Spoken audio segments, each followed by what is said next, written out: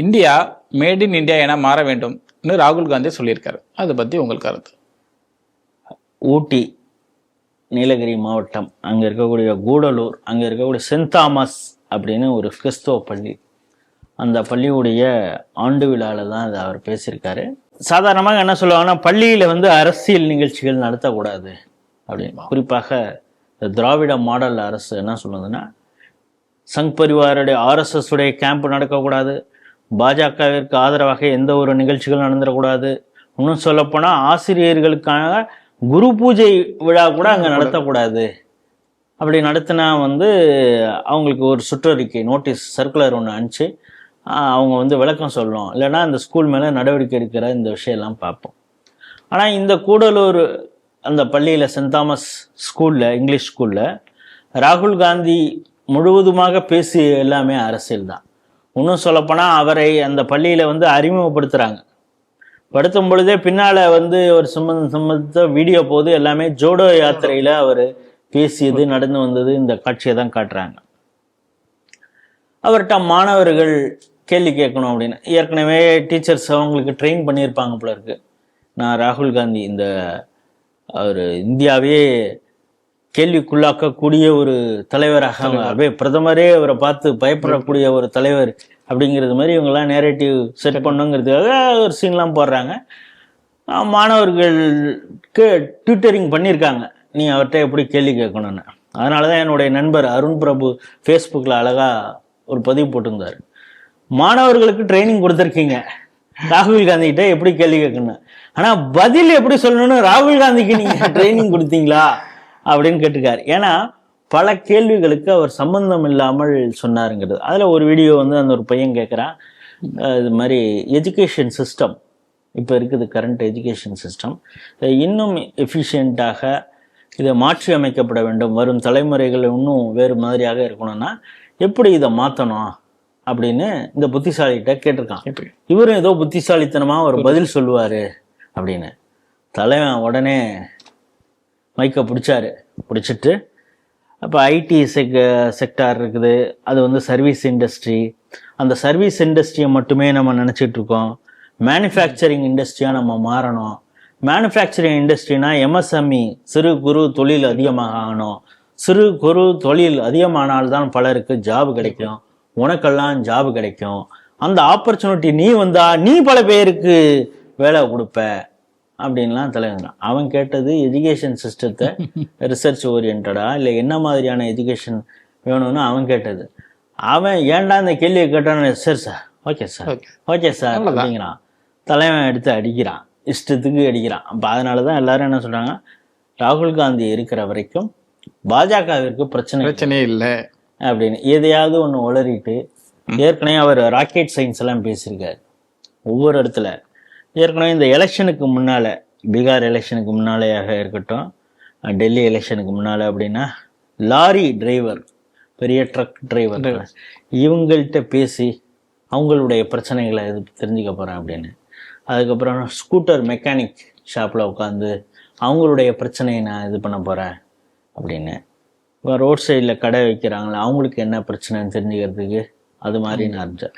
இது மாதிரி பல ட்ராமாக்களை எல்லாம் அவர் போட்டு பார்த்து ஒன்றும் வேலைக்கு ஆகலை. இப்பொழுது இப்போ ஏற்கனவே ஜோடோ யாத்திரையை தொடங்கின பொழுதே கன்னியாகுமரியில் இதே போல் ஒரு கிறிஸ்தவ பள்ளியில் தான் இது பண்ணார். இந்த சென்ட் தாமஸ் இங்கிலீஷ் ஸ்கூல் அப்படிங்கிறதே ஒரு பிரைவேட் எய்டட் ஸ்கூல். நல்லா பார்த்துங்க, எய்டட். கிறிஸ்துவ ஸ்கூல் பெரும்பாலும் எய்டட் ஸ்கூல் தான்.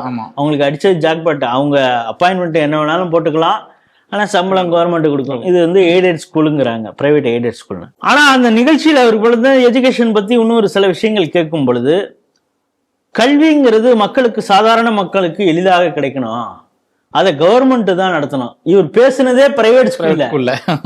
தலைவன் அடிக்கிறாரு. இப்போ அந்த ஃபாதர்லாம் நினச்சிருக்கு அந்த இதெல்லாம், இவருக்கு மழை பெஞ்சதுன்னு கொடையெல்லாம் வேற பிடிச்சிட்டு இருந்தாரு அந்த ஃபாதர். அவர் யோசிக்கிறார், இந்த முட்டாப்பையில இங்கே அழைச்சிட்டு வந்தா நம்ம நடத்துறதே இது எய்டட் ஸ்கூலு, மக்கள்கிட்ட நம்ம கல்வி சேவை செய்கிறோம் அப்படின்னு சொல்லிட்டு கவர்மெண்ட் சொல்ற அந்த ரைட் டு எஜுகேஷன் 25% அதுக்கு கூட நம்ம இங்கே இம்ப்ளிமெண்ட் பண்ணாம கவர்மெண்ட் கிட்ட மைனாரிட்டிங்கிற ஒரு விஷயத்த காட்டி காசை நம்ம வாங்கிட்டு இருக்கிறோம். அதுக்கும் ஆப்பு வைக்கிறது மாதிரி பிரைவேட்டைசேஷனுங்க விட கவர்மெண்ட் ஸ்கூல் தான் மக்களுக்கு வந்து எளிதாக கல்வி கிடைக்குவது போல அதை விரிவுபடுத்தணும் இந்த ஆளு பேசுறான், இந்த ஆளை எதுக்கு நம்ம பேச கூப்பிட்டோம் அப்படின்னு யோசிக்கிற அளவுக்கு தலைவன் அடிச்சு இது பண்ணிட்டாரு. சரி, அது நிறைய விஷயங்கள். அதுக்கப்புறம் நான் வந்து ஒரு டெவலப்மெண்ட் ஆன ஒரு நேஷனா, அதாவது இப்ப இந்தியா வந்து டெவலப் ஆகல, இவர் வந்து தான் ஆக்கணும், அப்படி ஒரு தேசமாக நான் இருக்கணும்னு பாக்குறேன். பார்த்தீங்கன்னா மேனுஃபேக்சரிங் அப்படின்னாலே சைனா தான் முன்னணியில் இருக்குது, இந்தியா வந்து மேட் இன் இந்தியா அப்படின்னு. இப்போ எவ்வளவு மேனுஃபேக்சரிங் யூனிட், ஐபோனே மேட் இன் இந்தியா வந்துருச்சு. ஆனாலும் இவருக்கு அதெல்லாம் தெரியல. ஆப்பிள்லாம் மேட் இன் இந்தியாவா வந்துருச்சுங்கிறது அவருக்கு தெரியல.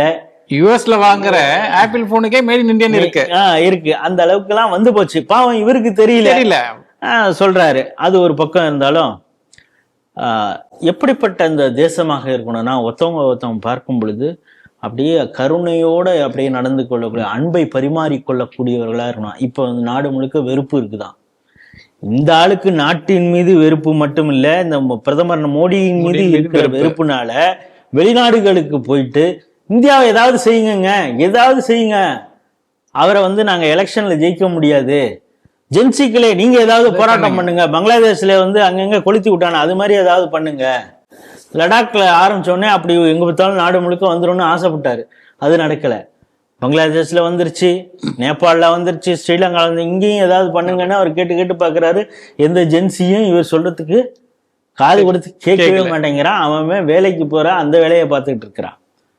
அப்படி இருக்கும் பொழுது இவர் வந்து ஒரு கருணை மிக்கதாக அன்பு நிறைந்த ஒரு நாடை உருவாக்கணும் அப்படின்னா, இந்த தேசத்தின் மீதும் இந்த நாட்டுடைய பிரதமர் மீதும் வன்மத்தோடு செயல்படக்கூடியவர் இதை சொல்றான்னா சாத்தான் வேதம் ஓதுது அப்படிங்கிறது மாதிரிதான் இது இருக்குது.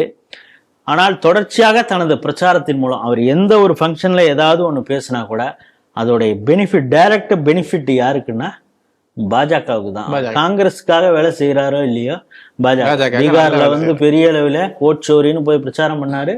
எப்பவும் இல்லாததோட சீட்டு அதிகமா பாஜகவுக்கு வந்தது.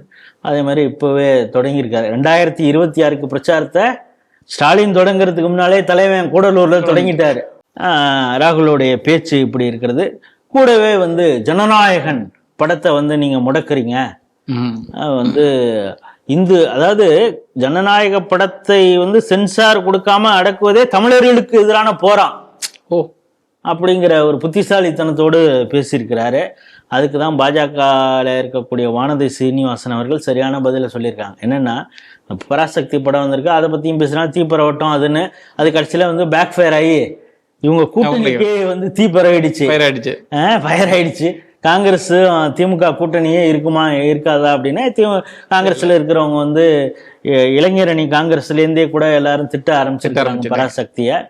ஆனா அந்த பராசக்தி குழுமம் வந்து இன்னைக்கு மோடியோட கைக்குள்ளிங்க பொங்கல் கொண்டாடி இருக்காங்க. அது ஒரு பக்கம், அது ஒரு பக்கம் நடந்திருக்குது. ஆனா இந்த பராசக்தி, ஒரிஜினல் பராசக்தி இருக்குல்ல, அப்போ வந்து ஆட்சியில இருந்தது காங்கிரஸ், கதைவசனம் எழுதியது கருணாநிதி. அதற்கு 130 கட் கொடுத்தது காங்கிரஸ். அவங்க இந்த சென்சார் பத்தி, ஜனநாயகனுக்கு சென்சார் மூலமாக விஜயை வந்து முடக்குகிறார்கள் அப்படின்லாம் பேசலாமா அப்படின்னு கேட்டிருக்காங்க. அதற்கு இதுதான் சரியான பதில். ஆகவே ஜனநாயகத்தை பற்றியும் ஜனநாயக மாண்புகளை பற்றி காங்கிரஸ் பேசும்.